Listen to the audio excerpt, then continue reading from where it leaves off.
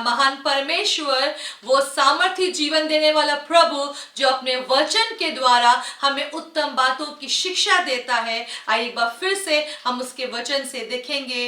पहला तीमुथियुस उसका 4 अध्याय उसका 10वां पद। क्योंकि हम परिश्रम और यत्न इसीलिए करते हैं कि हमारी आशा उस जीवित परमेश्वर पर है जो सब मनुष्यों का और निज करके विश्वासियों का उद्धार करता है। प्रिय, हम अपने जीवन को एक प्रकार की व्यस्तता में देखते हैं।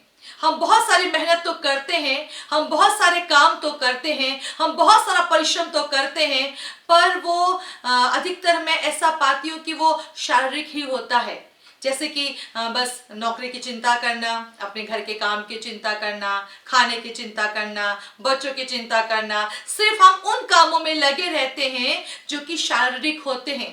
तो जो इसका परिणाम भी हुआ वो भी शारीरिक हुआ। जैसे शरीर की एक आयु होती है, वैसे इन कामों के फलों की भी एक आयु होती है, उनके परिणाम की भी एक उम्र होती है। जैसे शरीर एक समय के बाद में हमें इसको छोड़ना होता है, वैसे ही हमारे इन कामों का जो परिणाम है उसके भी एक समय है, एक आयु है, और कुछ समय के बाद में हम उनके फलों को भी इंजॉय नहीं कर पाते क्योंकि वो शरीर के लिए कार्य किए गए हैं।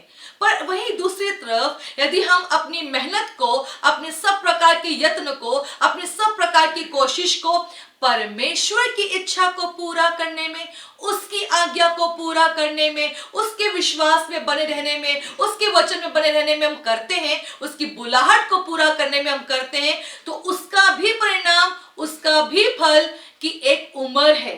और वो कैसी है? जैसे परमेश्वर अनंत काल का परमेश्वर है, वैसे उसकी ओर किए गए हर मेहनत, हर यत्न, हर कोशिश, हर एक जो परिश्रम हम कर रहे हैं, उसका भी जो फल है वो वैसे अनंत काल का होता है। हालेलुया। मैं इस परख को आपको इसलिए दे रही हूं क्योंकि हमको इस क्षेत्र में समझने की बहुत आवश्यकता है। हम उस ओर मेहनत कर रहे हैं, कई बार ये हमको जांचने के लिए बहुत मदद करेगा जिसको जो मेहनत एक कुछ समय के बाद में उसके फल को खत्म हो जाना है, खत्म हो जाना है, और उससे कुछ लाभ होने नहीं जा रहा। हाँ, आवश्यक है उन कामों को करना, आवश्यक है, पर कई बार हम क्या करते हैं, उस व्यस्तता में, उन कामों में, उन परिश्रमों में प्रभु नहीं होता, प्रभु नहीं होता जिसने हमें जीवन दिया है, जिसने हमको भविष्य को बनाने के लिए सुनहरा अवसर दिया है। हम उस परमेश्वर के पास में आने के लिए या उसकी आज्ञाकारिता में जीने के लिए या उसके विश्वास से बने रहने के लिए हम कोई प्रकार का परिश्रम और यत्न नहीं करते जिसके परिणाम स्वरूप हमें किसी प्रकार का फल या परिणाम प्राप्त नहीं होता। हम जिस और मेहनत करते हैं प्रियो, उसी के अनुसार हम अपनी जिंदगी में परिणामों को या फलों को प्राप्त करते हैं। इसलिए मैं बहुत सारे लोग अपने जीवन में चमत्कारों को अनुभव नहीं कर पाते क्योंकि वो किसी और दिशा में मेहनत कर रहे हैं, क्योंकि वो किसी और दिशा में परिश्रम कर रहे हैं, किसी और दिशा में अपने समय को और पैसे को लगा रहे हैं। परमेश्वर के लिए, उसके अनुसार जीने के लिए, उसके बुलाहट में जीने के लिए हम परिश्रम नहीं करते। पर यहाँ पे पौलुस एक विशेष बात को सिखा रहे हैं जो कि जिनको अपने जीवन का विशेष अनुभव था कि हम सब प्रकार का यत्न इसलिए करते क्योंकि हमारी आशा परमेश्वर पर है। कई बार हम सोचते हैं ये वाला काम पहले कर लें, और होता क्या, ये वाला काम पहले कर लें, फिर वाला काम पहले कर लें, ऐसे करते करते हम पूरे दिन को खत्म कर देते हैं और हम पाते हैं अब हम थक गए हैं और परमेश्वर के लिए समय नहीं बचा, परमेश्वर के लिए समय नहीं बचा, वचन पढ़ने के लिए समय नहीं बचा, प्रार्थना करने के लिए समय नहीं बची। किसी भी प्रकार से हम परमेश्वर को बिल्कुल जीरो लेवल पे लाके अपने जीवन में खड़ा कर देते। क्यों? क्योंकि पहले ये वाला काम, पहले वाला काम, अभी ये जाना है, अभी वहां जाना है। प्रियो, ये शतरंज है जो शैतान की ओर से हमारे जीवन में रखा जाता है, और प्रभु का वचन हमको हमेशा बुद्धिमान और समझदार बनाता है। और यहाँ पे हम पाते हैं यदि हमारी आशा परमेश्वर पर है तो हम प्रभु की आज्ञा को दौड़ के पूरा करेंगे। यदि हमारी आशा परमेश्वर पर है, यदि हमारा भरोसा परमेश्वर पर है, तो हम ज्यादा से ज्यादा आप उसके साथ में समय बिताएंगे, यदि हमारा हमारा जो चट्टान है, जो हमारा आधार है, जो हमारा सुख का मूल वजह है, यदि वो परमेश्वर है, तो प्रियो हम उससे प्रेम करने में कोई कमी नहीं रखेंगे। यत्न करेंगे कि कैसे समय निकल जाए अपने प्रभु के पास में जाए, कैसे समय निकल जाए हम उसकी सुन ले, कैसे समय निकाल ले कि हम उसके साथ में बैठें कि वो हमसे क्या कहना चाहता है। प्रियो, इसीलिए कई बार हमारे प्रियो में बहुत सारे लोग ऐसे कि आंसू बहाते रह जाते हैं, दुख से परेशान हैं, दबे हुए हैं, पर चमत्कारों को नहीं देख पाते। क्यों? क्योंकि हम किसी और दिशा में मेहनत कर रहे हैं। पर यदि हमारी आशा परमेश्वर पर है तो हमारे प्रयत्न, हमारे यत्न भी उसी ओर होंगे। और आगे को यहाँ पर लिखा है, जो सब मनुष्यों का और निज करके विश्वासियों का उद्धार करता है। यहाँ पर केवल यीशु मसीह को जब प्रभु करके ग्रहण कर रहे हैं उस दिशा की बात नहीं की जा रही है। विश्वासियों का निज करके, स्पेशली विश्वासियों का उद्धारकर्ता का क्या मतलब? कि वो हमको बताता है कि अब जब हमने यीशु को ग्रहण कर लिया प्रभु के रूप में, अब आगे को एक विजय जीवन कैसे जिया जाए, एक सफल जीवन कैसे जिया जाए, अद्भुत आश्चर्य कर्मों से भरा हुआ जीवन कैसे जिया जाए, उसके जीवन को एंजॉय कैसे किया जाए। परमेश्वर विशेष रूप से अपने बच्चों की सहायता करना चाहते हैं। प्रियो, हमने अब्राहम के विषय में पढ़ा है और अब्राहम के विषय में हम इसमें देखेंगे उत्पत्ति की पुस्तक 17 अध्याय उसका पहला पद। जब अब्राहम 99 वर्ष का हो गया तब यहोवा ने उसको दर्शन देकर कहा, मैं सर्वशक्तिमान ईश्वर हूं, मेरी उपस्थिति में चल और सिद्ध होता जा।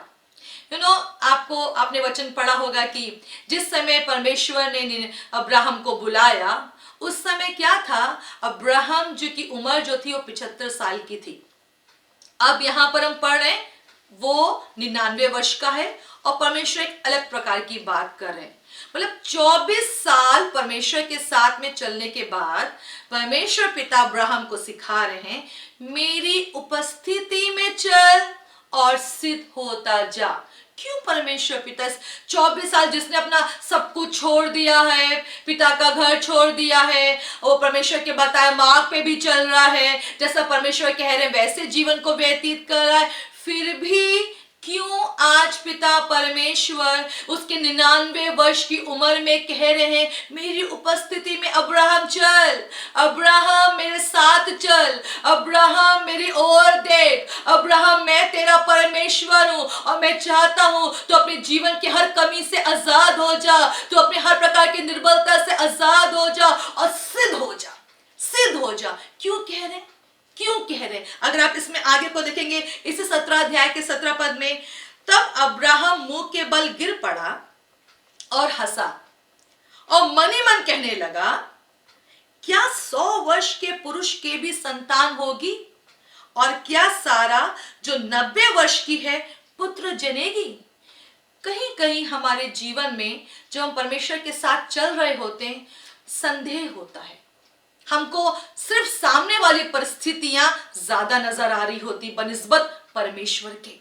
इसीलिए हम अब्राहम को भी 24 साल के परमेश्वर के संग में चलते रहने के बावजूद भी हम एक ऐसी बात को पा रहे हैं कि वो हंस रहा है जबकि परमेश्वर उससे स्पेशल बातें कर रहे हैं। यदि आप उत्पत्ति के 17 अध्याय को अच्छे से पढ़ेंगे, वहां पर पूरे पहले पद से ही प्रभु अद्भुत बातों को कर रहे हैं, अद्भुत बातों को कर रहे हैं, पर हम उसी 17 अध्याय के 17वें पद में पा रहे हैं अब्राहम हंस रहा है। शक है, शक है। प्रियो, कई बार हम परमेश्वर के साथ में चलते तो हैं, हाँ हम यीशु पर विश्वास भी करते हैं, हम दसवांश भी देते हैं, हम भय भी रखते हैं, हम कोई गलत बात नहीं करें, पर हम उसकी उपस्थिति में बने नहीं रहते, हम वो काम नहीं कर रहे होते जो प्रभु को बहुत भारा होता है। मैं अब्राहम पे यहाँ पे दोष नहीं लगा रही, पर मैं आपकी मदद करना चाहती हूँ कि इस वचन ने मेरी भी मदद करी कि हम अपने आप को जांचते रहे हर समय क्या हम प्रभु में बने हुए हैं? क्या उसके विश्वास में बने हुए हैं? क्या आज्ञाकारिता हमारे जीवन में पाई जा रही है? जो मैं मेहनत कर रही हूँ दिन भर, जो मैं परिश्रम कर रही हूँ दिन भर, क्या वो प्रभु को भा रहा है? क्या वो प्रभु की इच्छा को पूरा कर रहा है? क्या मेरी मेहनतें परमेश्वर के राज को बना रही हैं? क्या मेरा परिश्रम जो प्रभु की आवाज को सुनने के लिए मदद कर रहा है? क्या मेरे जीवन की दिशा प्रभु की ओर दौड़ रही है या मैं संसार की ओर दौड़ रही हूँ? किस ओर आखिर मैं दौड़ रही हूँ? ये प्रभु का वचन मुझे हमको जांचने के लिए, मुझको जांचने के लिए बहुत मदद करता है। और प्रभु ने प्रियो अब्राहम को भी सिखाया।